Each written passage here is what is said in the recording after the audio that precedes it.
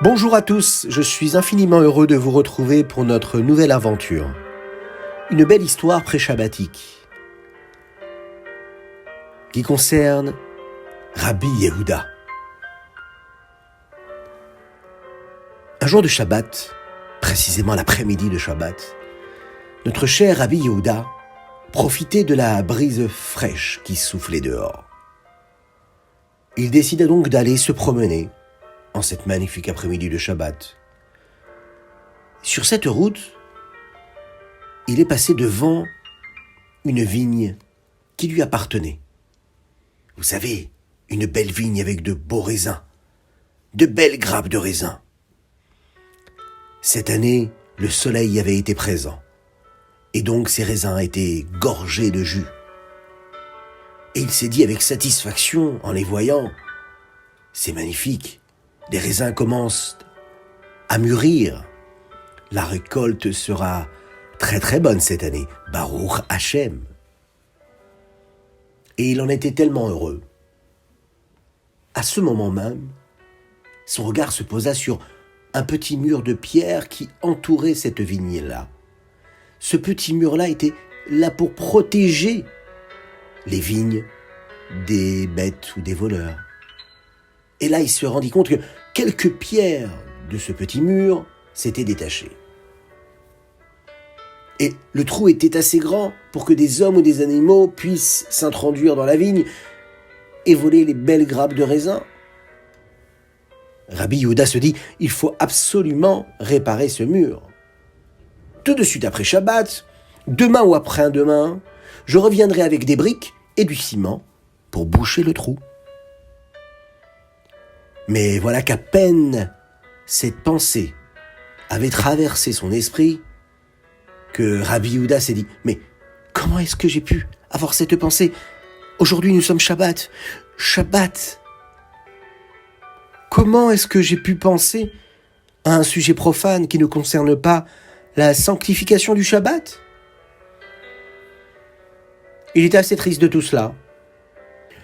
Il s'est dit « Non seulement j'ai pensé à des éléments profanes qui ne concernent pas la sanctification du Shabbat, mais en plus de ça, j'ai fait un projet. Faire un projet le jour de Shabbat. Puisque j'ai déjà imaginé comment est-ce que j'allais réparer ces brèches-là de cette muraille. Rabbi Yehuda était profondément affligé de cela. Bien qu'il n'ait bien sûr commis aucune interdiction réelle, mais il se disait, même dans la pensée, de penser à autre chose que Shabbat, c'est pas vraiment convenable. Alors il ne savait pas quoi faire. Il s'est dit, voilà ce que je vais faire. Je ne réparerai jamais cette brèche. Et de cette façon, je montrerai à Akadosh Baruch Hu, à Dieu, que je n'ai peur de rien si ce n'est de lui, et que s'il se passe quoi que ce soit, eh bien ce sera ma punition. J'aurais pas dû penser à cela le jour du Shabbat. Je vais la laisser telle qu'elle est. Mais Akadosh Baruch Hu a vu à quel point Rabbi Yehuda était désolé d'avoir eu cette pensée pendant Shabbat, qu'il a eu pitié de lui. Voilà que quelques jours plus tard, Rabbi Yehuda a passé devant cette haie, ce petit muret. Et là, il se rendit compte qu'il s'était passé un phénomène totalement insolite. La brèche avait disparu. Il s'est rapproché du petit muret, et là, il s'est rendu compte qu'en fait, il y avait un petit buisson qui avait de nombreuses ronces qui avaient poussé justement à l'endroit où le mur s'était écroulé. Et la brèche était entièrement bouchée par les petits arbustes, et donc qui était devenue infranchissable. Plus aucun animal, plus aucun voleur ne pouvait s'introduire chez lui pour prendre ou abîmer ces magnifiques raisins qui allaient donner un si bon vin. Voilà que Rabbi Yehuda avait pu retrouver son sourire. Et par le mérite du respect de Shabbat, par le mérite de la émouna, de la foi qu'il avait eue, eh bien, les éléments s'étaient mis avec lui. La nature s'était mise avec lui pour sauver ces petits raisins-là. Des bons raisins qui peuvent donner un bon vin pour Shabbat. C'est ce que l'on vous souhaite à chacun et chacune d'entre vous.